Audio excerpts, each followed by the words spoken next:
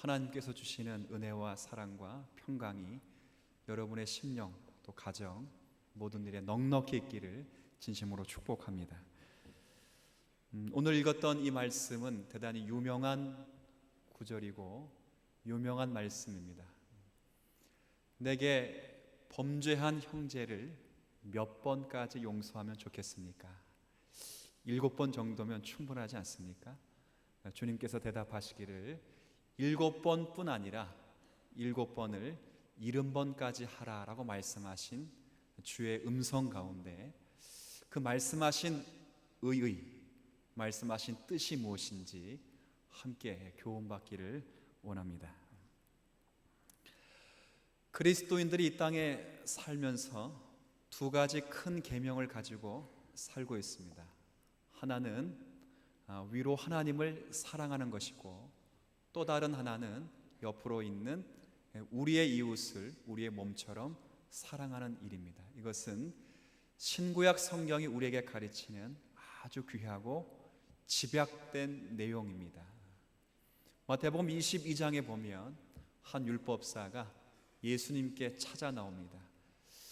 진리의 내용을 알고 싶어 찾아 나온 걸음은 아니고요, 예수님을 시험하고 곤경에 빠뜨리기 위해서 찾아 나왔습니다. 그리고 묻습니다. 구약에 보면 수백 개의 계명들이 있는데 그 수백 개의 계명 가운데 가장 중요하고 큰 계명을 말씀해 달라 묻습니다.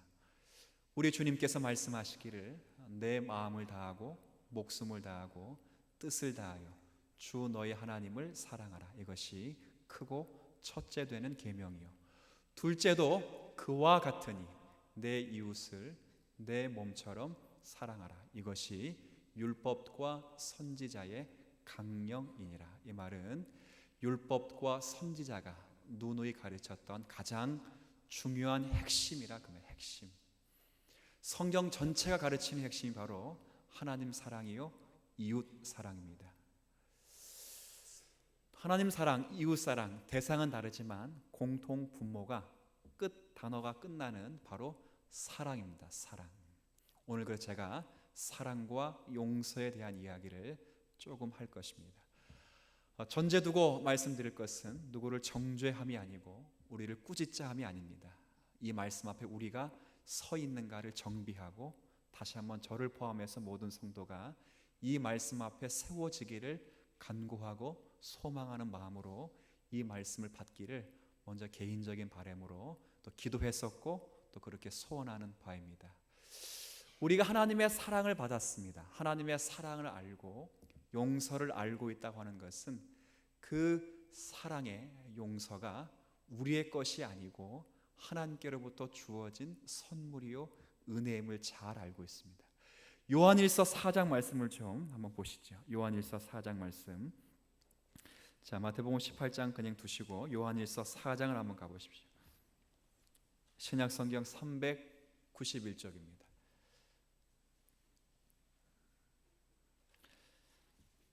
용서가 사랑의 중요한 요소이며 특징이며 속성인데, 특별히 우리가 사랑을 알고 또 사랑의 속성인 용서를 아는 것은 바로 하나님의 사랑 때문에 그렇다. 성경은 그렇게 강조하고 있습니다.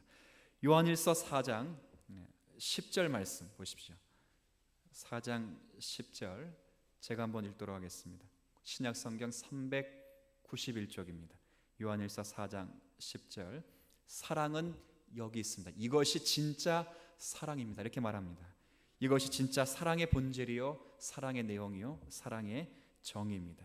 그것은 우리가 하나님을 사랑한 것이 아니요 하나님이 우리를 먼저 사랑하사 우리 죄를 속하기 위하여 화목 제물로 그 아들을 보내셨습니다. 계속되는 말씀 11절의 말씀에 보면 사랑하는 자들아 하나님이 이같이 우리를 사랑하셨으니, 우리가 사랑을 알고 우리가 사랑의 한 요소 그리고 속성인 용서를 안다고 하는 것은 우리가 먼저 하나님의 사랑을 경험하고 받았다고 하는 것입니다. 이 사랑은 조건과 자격이 우리에게 있지 않습니다. 우리가 어떤 사람을 만난다 말할 때, 한번 여러분들 결혼하신 우리 기혼자들은 한번 생각을 해보십시오. 배우자를 고를 때 분명한 어떤 마음에 드는 어떤 그런 어떤 내용과 조건들이 상대방이 있었을 것입니다. 뭐 잘생겼다거나 지위가 좋다거나 믿을만 하다거나 뭐 심성이 착하다거나 그런 것입니다. 그런데 하나님께서 우리를 사랑하실 때는 그 조건과 자격이 우리 안에 있지 않습니다. 하나님 스스로 가지고 계시고 그 자격과 조건을 하나님이 스스로 충족해 내십니다. 그래서 우리를 사랑하실 수밖에 없고 사랑하신 것입니다. 여기 말씀에도 보면 19절 같은 경우에도 보면 그런 말씀이 있습니다. 우리가 사랑함은 그가 먼저 우리를 사랑했기 때문에 그렇다. 우리가 사랑을 알고 하나님을 사랑하고 이웃을 사랑할 수 있는 결정적인 그 원인과 근본 이유는 하나님이 우리를 사랑하셨기 때문에 가능한 결과물이라 그렇게 이야기를 하는 것입니다. 성경의 로마서에도 보면 항상 우리의 사랑과 우리의 받은 은혜를 기억할 때 성경은 로마서 5장 6절 이후에도 계속 그런 표현을 씁니다. 우리가 아직 연약할 때에, 우리가 아직 원수 되었을 때에, 우리가 아직 죄인 되었을 때에 그리스도께서 우리를 위하여 죽으심으로 하나님께서 우리에 대한 자기 사랑을 확증하셨느니라. 우리에겐 조건과 자격이 없다 그 말입니다. 바꿔 말하면 저와 여러분들은 하나님의 사랑을 받을 만한 조그만한 자격을 갖추지 못하였다 그 말입니다. 그런데 그 자격과 조건을 하나님 자신이 사랑이시기 때문에 여기 요한일서 지금 읽고 있는 4장 16절 같은 말씀에도 하나님은 우리를 사랑하시는 사랑을 우리가 알고 믿었는데 그것은 하나님은 사랑이시기 때문에 그렇다. 하나님이 사랑이시기 때문에 바로 우리가 그 사랑을 받은 것이다. 그렇게 말을 하는 것입니다. 바로 요점은 그런 것입니다. 너희가 사랑을 하고 너희가 용서를 하는데 그 용서와 사랑은 하나님의 사랑을 받고 하나님의 사랑에 근거하고 있다. 자, 그리고 왜 사랑을 해야 하는가? 그러면 성도가 이 땅 가운데 왜 사랑을 해야 되는가를 말할 때 7절 말씀이 그렇게 우리에게 알려주고 있습니다. 사랑하는 자들아 우리가 서로 사랑하자. 사랑은 누구에게 속했다고 표현되어 있습니까? 하나님께 속해 있다. 그래서 사랑하자 이 말입니다. 이 말은 다른 말이 아니고 사랑을 목표로 두자, 목적으로 두자 이 말이 아닙니다.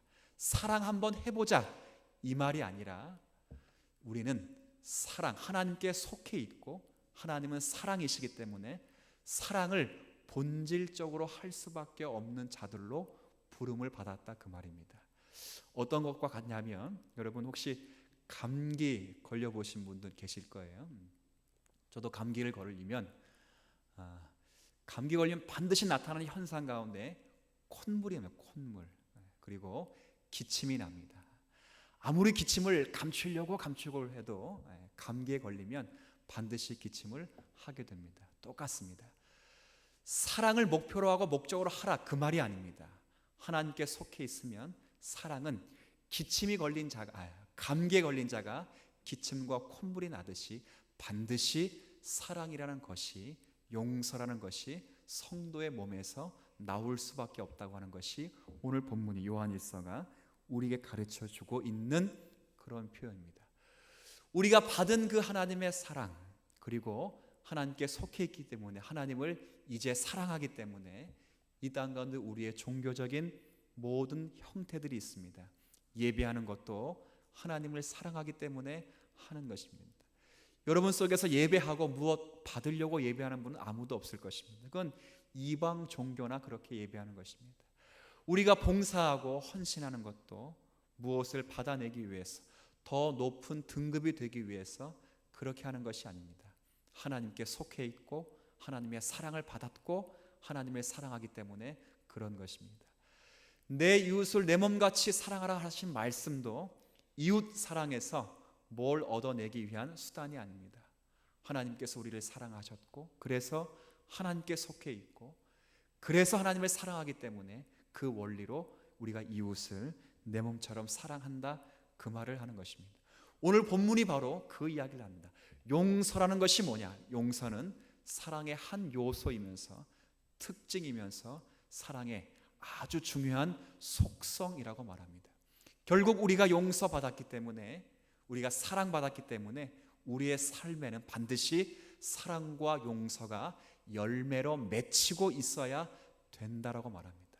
거꾸로 그러면 용서와 사랑이 열매로 맺히고 있지 않다면 너는, 나는 하나님께 속해 있는 자가 아니요, 사랑과 용서를 받은 자가 아니요, 결국 하나님을 사랑하지 않는 자라고 하는 것이 오늘 본문이 우리에게 간절히 요청하고 있는 그런 사실입니다. 베드로가 예수님께 나와 묻습니다. 주님, 질문이 하나 있습니다. 베드로의 질문은 항상 엉뚱합니다. 근데 감사한 것은 엉뚱하기 때문에 우리가 감사합니다. 왜? 우리가 할 법할 질문은 이미 베드로가 다 했기 때문에 너무도 감사한 것입니다. 베드로가 주님께 묻습니다. 주님, 내게 죄진 자가 있는데 몇 번 정도 용서해야 합니까? 베드로가 자기 기준을 따라 말합니다. 7번 정도면 충분하지 않습니까? 충분하죠? 여러분 보세요. 두 대상을 놓고 보면 그런 경우가 없습니다.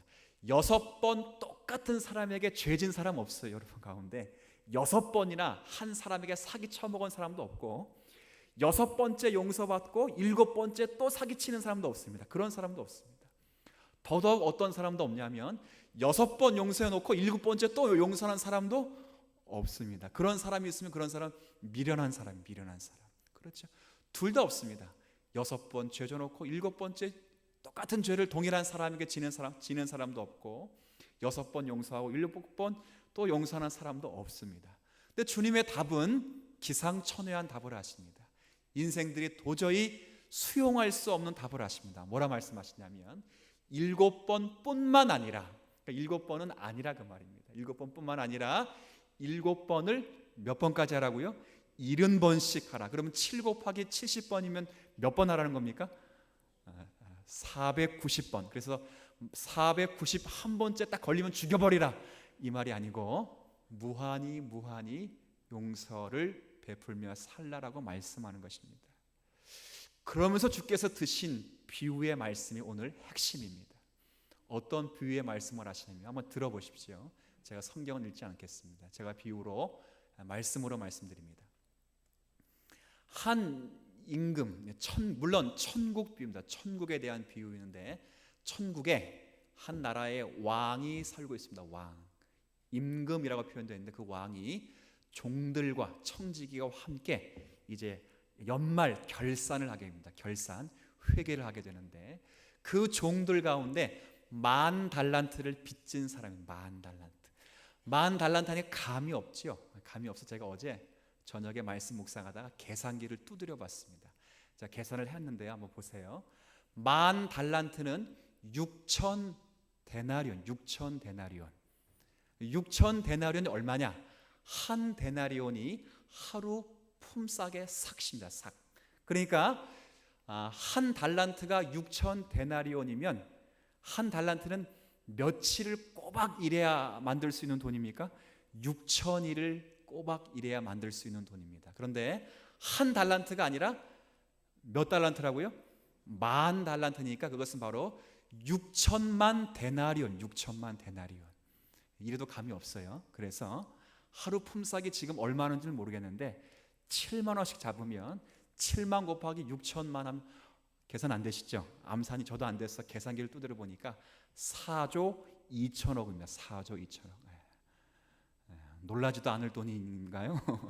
저는 평생 가도 못 만질 돈입니다. 4조 2천억. 4조 2천억을 빚진 겁없는 종이 한 놈이 있습니다. 겁없는 종이. 그 돈을 어떻게 썼는지도 모릅니다. 주인은 묻지 않습니다. 결산 때가 되어서 돈 내놔라, 왕이 요청합니다. 그러자 이 종이 입 싹 닫고 나 돈 없다, 그렇게 말합니다. 그 임금이 다시 그러면 좋다, 돈 내놓을 때까지 너 팔고 아내 팔고 자식 팔고 소유 다 팔겠다, 그렇게 말합니다. 그래서 종이 주인이시여 한 번만 용서하시고 내가 반드시 갚을 테니까. 지가 무슨 수로 4조 2천억을 갚겠어요? 못 갚습니다. 그러나 그렇게 말합니다. 내가 반드시 갚을 테니까 조금 나를 불쌍히 여기시고 기다려 주십시오. 그럼 보통 마음 좋은 분은 어떻게 말할까요? 내가 기다려주겠다. 그리고 이자까지는 내가 유예시켜주겠다. 원금도 한 번에 갚지 말고 나눠서 갚아. 이렇게 말해주면 좋은 임금이죠. 그러나 그 임금은 그렇게 말하지 않고 내가 4조 2천억을 다 안 받고 받은 것처럼 하겠다. 정말 할렐루야입니다. 지금 시대의 은행에 그렇게 빚을 줘놓고 은행 지점장이 내가 다 받은 것을 쳐줄 테니까, 있을 수 없는 계산법입니다. 그 종이 모든 것을 다 탕감받고 너무 기쁜 나머지 문을 나가는데 마침 우연찮게 문 앞에서 자기에게 100데나리온 빚진 자를 보게 되었어요. 100데나리온은 그러면 하루 품값이라 했으니까 7만 원 곱하기 100 하면 얼마겠어요? 이건 암산이 됩니다. 이건 700만 원입니다. 700만 원. 4조 2천억 탕감받은 자가 700만 원 빚진 자를 보더니 눈이 뒤집혀. 눈이. 왜요? 받아내려고. 그래서 그 동료 친구들을 목을 잡아서 감옥에 가둬놓고 돈을 받으려고 두드려 패는 그런 해프닝이 벌어집니다. 그 사건을 동료 친구들이 목도하고 임금에게 고발한 것입니다. 지는 4조 2천억을 탕감받았는데 60만 분의 1밖에 안 되는 700만 원 때문에 자기 친구를 두드려 패고 아내를 팔려고 하는 이 종이 어떻게 당신의 은혜로운 종이 될 수 있습니까? 라고 종에게 힐문합니다. 임금에게 힐문합니다. 그러니까 임금이 그 종을 다시 잡아서 옥에 가두고 책문하는 것이 오늘 본문의 비유의 내용이면서 마지막 35절에 이렇게 던지고 맙니다. 35절 말씀 제가 읽도록 하지요. 너희가 각각 마음으로부터 형제를 용서하지 아니하면 나의 하늘 아버지께서도 너에게 이와 같이 하시리라 라고 말합니다.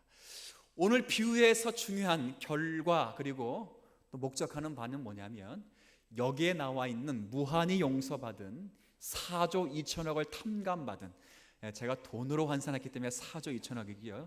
이거보다 더 많은 것입니다. 갚을 수 없다 그 말입니다. 세상의 논리로서는 측량할 수 없는 죄값이라 그 말입니다. 바로 그 자가 다름 아닌 저와 여러분이었다 그 말입니다. 그 정도로 무한한 죄값을, 영원 형벌을 아무런 조건과 자격 없지만 용서함 받고 하나님 앞에서 자유함을 받은 그런 사람이 되었다 그 말입니다. 그런데 문제는 그런 무한한 용서를 거듭 확인받고 무한한 은혜와 사랑을 경험한 자가 왜 무한한 은혜와 용서를 자기 그릇으로 측량해서 그 용서와 은혜를 자기의 법으로 제한하느냐 묻는 것입니다. 너가 무한한 사랑을 받았고 무한한 은혜를 받았다면 너가 갖는 사랑과 은혜와 용서의 속성도 무한히 넓어져야지 왜 너는 너 자신의 좁은 소견에 따라 은혜와 사랑을 제한하고 있느냐라고 말하는 주님의 아주 질 높으신 꾸짖음이십니다. 이런 말씀을 읽으면서 우리는 결과적으로 우리가 이런 내용들을 갖습니다. 제가 좀 노골적으로 말하면 진정한 용서는 참된 용서를 낳는 것입니다. 그리고 참된 용서를 받고 경험한 자만 용서를 베풀 수 있는 것입니다. 또 바꿔 말하면 용서받지 못한 자는 용서할 수 없다 그 말입니다.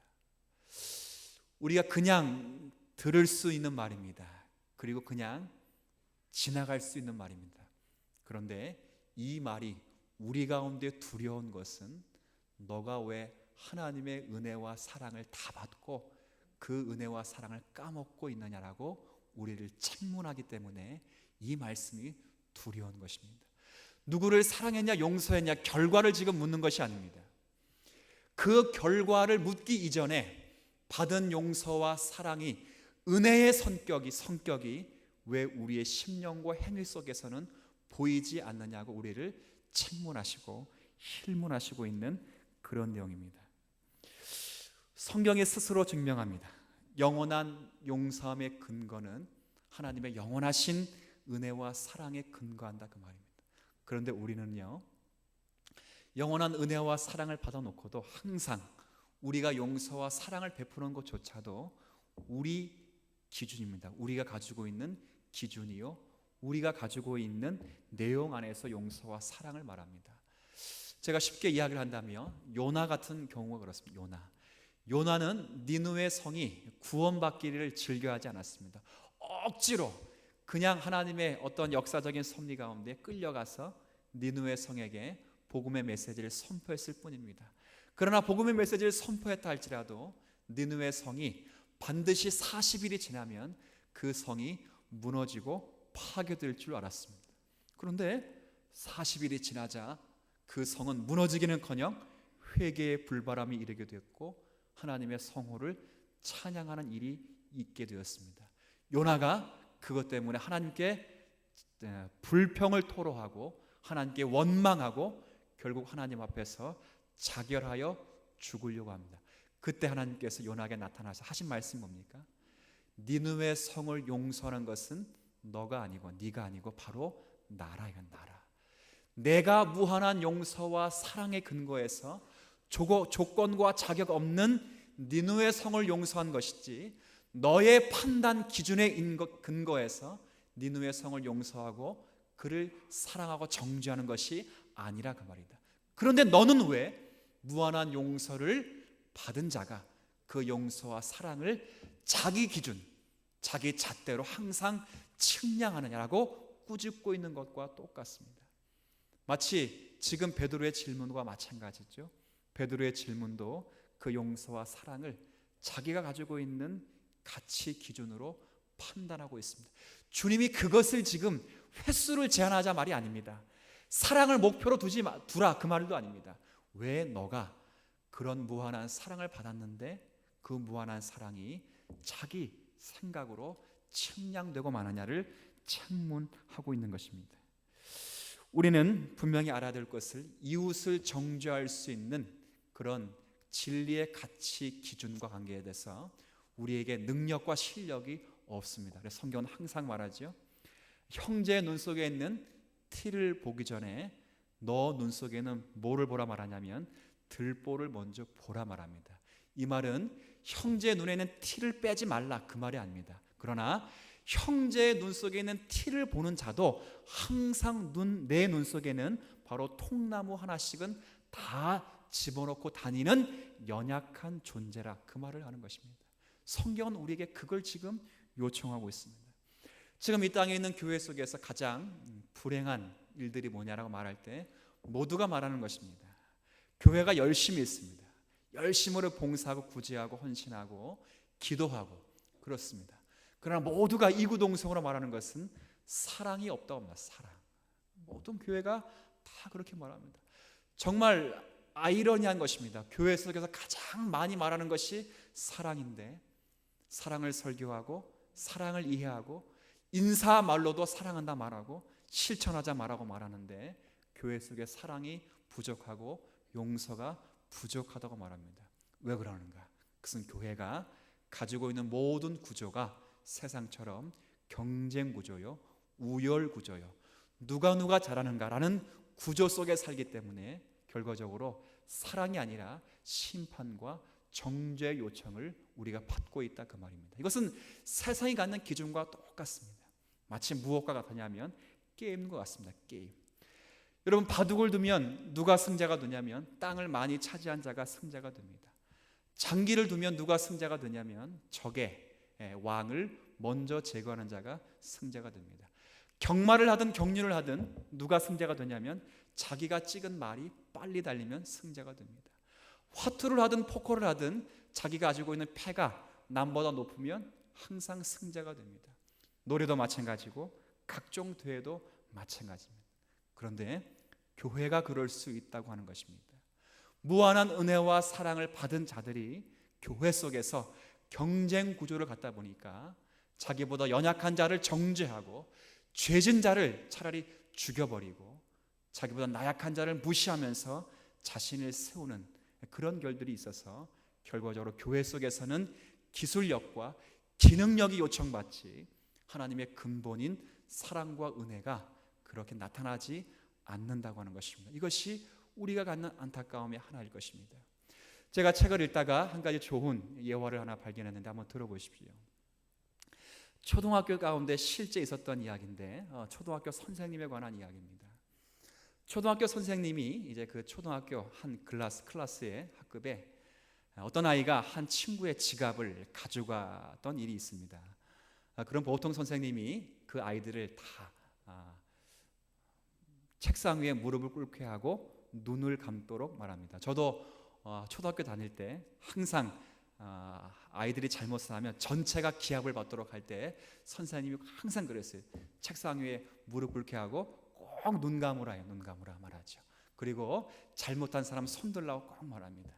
그 선생님도 그와 같이 아이들의 무릎을 꿇히고 눈을 감기고 또 그리고 친구의 지갑을 가져간 사람을 손을 들라고 표합니다. 그럴 때 결과적으로 말하면 친구의 지갑을 가져간 사람이 그 아이가 너무 겁에 질리고 긴장한 나머지 그만 바지에 오줌을 싸고 말았습니다. 그때 선생님이 했던 그 액션이 뭐냐면 그 아이를 책망하는 것이 아니라 옆에 있는 양동이에 물이 가득한 그 양동이를 가지고 그 아이에게 물을 끼얹으면서 이런 말을 했다고 합니다. 이해를 하셔야 됩니다. 어떤 말을 했냐면 벌 받으라고 했지 누가 졸라고 했어. 이게 대단히 높은 경지의 말입니다. 높은 경지의 말입니다. 무슨 말이냐면 그 범죄한 자를 찾아서 정죄하기 위한 성격으로 그 선생님이 그 벌을 주고 있는 것이 아닙니다. 그 범죄한 아이가 바지를 지려서 지금 범죄한 자가 발현되었을 때 선생님은 그를 책망하고 정죄하지 않고 오히려 그의 무한함을 감추기 위해서 그에게 물을 끼얹으면서 누가 벌 받으라고 했지 누가 졸라고 했어라고 하면서 그의 허물을 덮어주고 있는 선생님의 놀라운 용서의 기질인 것입니다. 교회는 그런 것이 있어요. 그런 것이. 성도들의 자세는 그런 것을 요청받습니다. 베드로가 지잘났다고 용서와 사랑을 자기 기준에 근거해서 말할 때 베드로를 꾸짖는 주님의 음성이 그런 것입니다. 너는 그렇게 무한한 용서를 받았으면서 왜 용서와 사랑에 있어서 그 기질을 무한히 펼치지 못하고 결국 자기 기준, 자기 판단에 근거해서 용서와 사랑을 베풀고 있는가? 그렇게 성경이 우리에게 말하고 있는 것입니다. 이 땅에 많은 교회가 만약에 그런다면 교회 속에서는요 자기의 진정한 허물을 말하기를 꺼려합니다. 보세요. 여러분의 허물과 실수 그리고 근심을 교회 속에서 말하지 않습니다. 왜 말하지 않냐면 이번 주에 말하면 다음 주에 주보에 올라올 정도로 이게 다 오픈이 되기 때문에 말하지 않습니다. 서로 속이고 있습니다. 서로 사랑을 말하고 용서를 말하지만 서로에게 자기의 진심을 말하지 않습니다. 누구에게 진심 말해요? 동네 개 아주머니에게 진심을 말하고 동창의 친구들에게 진심을 말할 수는 있어도 교회 안에 있는 성도들에게 자신의 진심을 말하지 않습니다. 왜요? 교회가 경쟁 구조 속에서 자신의 그 욕심과 자기 판단 때문에 정죄가 가득하기 때문에 그렇습니다. 그러나 우리는 그런 자로 요청받지 않습니다. 하나님의 용서와 사랑을 경험했다면 우리의 삶의 모든 부분에 그 용서와 사랑이 넉넉히 베풀어지기를 기대하는 것입니다. 저는 먼저 여러분을 축복하기를 이렇게 축복하고 싶습니다. 교회 가운데 또 죄진 자가 있고 교회 가운데 근심 어린 성도가 있다면 여러분에게 찾아가도록 요청받는 우리의 넉넉한 성도의 삶이 되기를 축복합니다. 그런 성도가 되어야 됩니다. 다 찾아가도 저 집사에게만 찾아가지 마라 이런 집사가 아니라 다 못 찾아가도 저 사람에게 찾아가면 이라고 말할 수 있는 친구가 되어야 됩니다. 제가 고등학교 친구 가운데 멍청한 친구가 하나 있습니다. 바보 같은 친구가 있습니다. 맞아도 웃고 못해도 웃고 잘해도 웃고 참 사람이 좋습니다.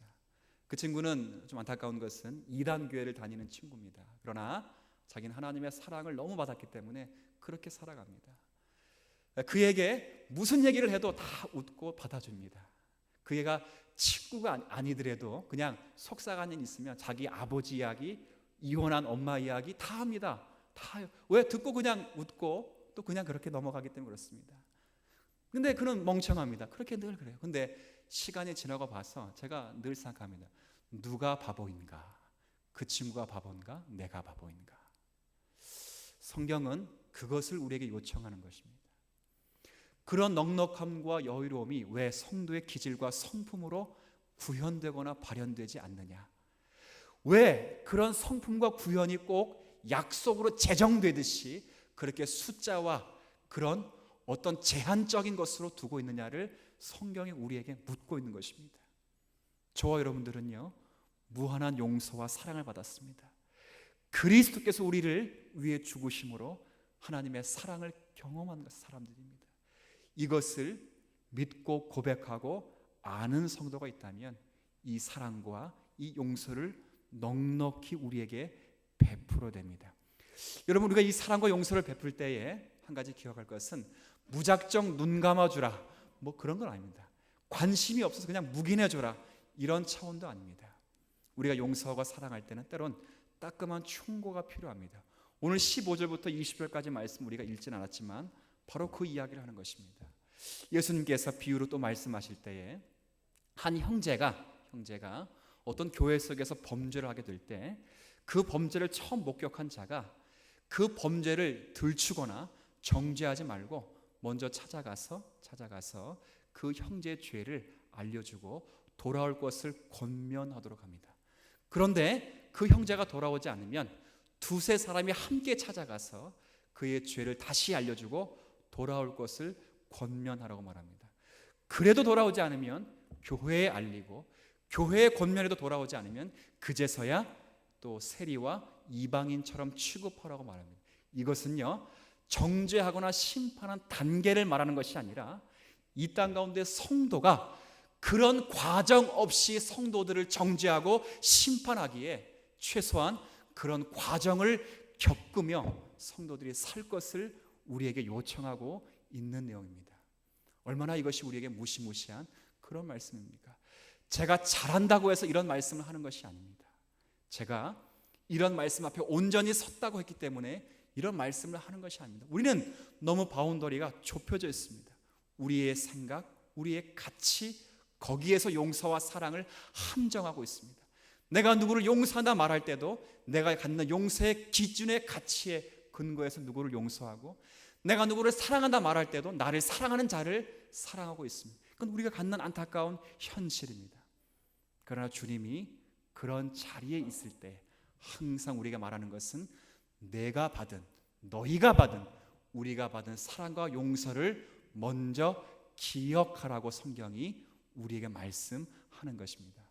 마치요, 부모와 자녀의 관계가 그와 같습니다. 제가 곰곰이 생각해 보니까 부모는 자녀에게 무한한 용서를 베풀 수밖에 없는 자들로 서 있습니다. 아무리 동일한 죄를 짓지라도 자녀에게서 항상 관용적입니다. 그것이 부모가 갖는 속성입니다. 그 자녀가 그 속성을 가졌다면 반드시 형제 자매에게도 그 사랑을 베풀어야 됩니다. 그런데 사랑은 그렇게 받아놓고 재산 때문에, 유산 때문에 칼부림이 나고 서로 미워하고 시기하는 것은 맞지가 않는 것입니다. 어쩌면 이것은 우리가 사는 시대를 대변할 수 있습니다. 하나님의 사랑을 받아놓고 무한한 은혜를 경험해놓고 입 쫙 닫고 자기가 가지고 있는 용서와 사랑의 근거에서 형제를 시기하고 질투하는 것, 어쩌면 우리가 이 말씀 앞에서 용서함을 구하며 살아가야 할 그런 자세가 아닐까 생각해 보는 것입니다. 고린도전서 13장에 보면 우리가 잘 아는 대로 사랑장이라는 사랑장, 거기에 보면 모든 신앙의 행위 가운데 중요한 것은 사랑이 전제되어야 한다 이렇게 말합니다. 그래서 수많은 다른 나라 이방의 나를, 영어를 하든 일어를 하든 모든 나라의 말을 다 하고 천사의 말을 할지라도 사랑이 없으면 아무것도 아니고, 그리고 산을 옮길 만한 믿음이 있고 모든 지식과 비밀을 다 꿰뚫을 수 있는 지식이 있다 할지라도 사랑이 없으면 아무것도 아닙니다. 뿐만 아니라 내가 몸을 불사려 헌신하고 구제할 수 있는 마음의 자세가 있다 할지라도 사랑이 없으면 아무것도 아닙니다. 그리고 말합니다. 그 사랑이 어떻게 나타나느냐? 때로는 온유하고 참는 것으로 나타나고, 때로는 자신이 독박을 쓰고 그리고 굴욕을 받는 것으로 나타나고, 때로는 충고하는 것으로 나타나고, 때로는 격려하고 독려하고 혼내는 것으로 나타나는 것이 사랑의 특징적인 모습입니다. 그것을 말하는 것입니다. 그러나 우리는 항상 말할 때, 사랑, 용서를 말할 때도 항상 우리의 기준은 우리인 것입니다. 우리. 그렇죠. 누가 잘 아는가? 누가?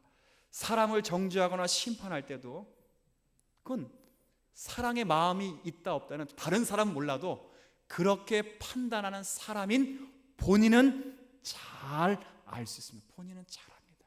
지금 이 말씀은 다른 사람을 이야기하는 게 아니고 이 말씀을 받고 있는 우리와 하나님의 관계 속에서 한번 점검해 보라고 하는 그 말입니다. 제가 결혼을 해가지고요, 꽤 오랜 시간 동안은 부부 싸움을 많이 했습니다. 여러분도 한번 동일하게 경험을 해봤을 것입니다.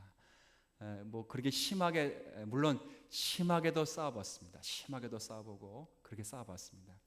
그렇게 싸우는 것은 다른 것이 아닙니다. 서로를 이해하지 못하고 서로 기득권 싸움에서 내가 너보다는 잘났다라는 것을 내 힘으로 이성적으로 증명하기 위한 그런 싸움이었을 것입니다. 그런데 시간이 지나면서 그 싸움의 횟수가 줄어듭니다. 왜 그럴까요? 그건 다른 것이 아니라 서로가 남이 아니라 서로 같은 공동체요, 하나요, 서로의 일원이기 때문에 서로에게 져주는 법을 배웁니다. 져주는 법.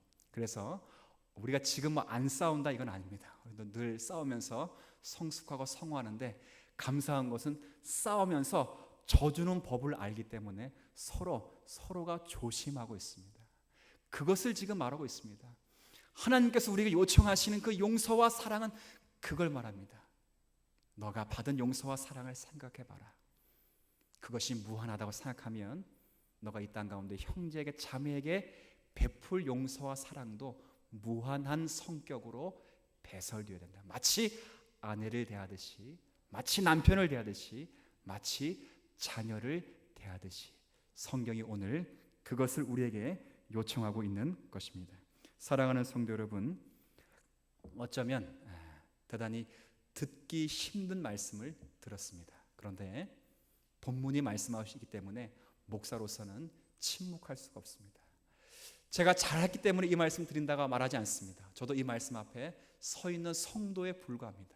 그러나 이 말씀이 주어질 때에 항상 기억할 것은 용서, 판단의 기준도 내 기준, 내 판단이 아니라 무한한 용서와 사랑을 근거로 하신 하나님의 은혜와 용서와 사랑인 줄 아시고, 내게만 잘하는 자들을 사랑하지 말고 내 기준에 맞는 자를 용서하지 말고 그런 자를 사랑하지 말고 진심 어리게 교회에 속한 모든 자들을 넉넉히 사랑해서 정말 주님 사랑 교회라고 하는 이 사랑이란 말이 물색하지 않도록 온전히 구현되도록 저와 여러분들이 성도의 삶을 신실히 살아가도록 여러분 축복하고 권면하는 것입니다. 이런 은혜가 충만하시기를 진심으로 바랍니다. 하나님 아버지,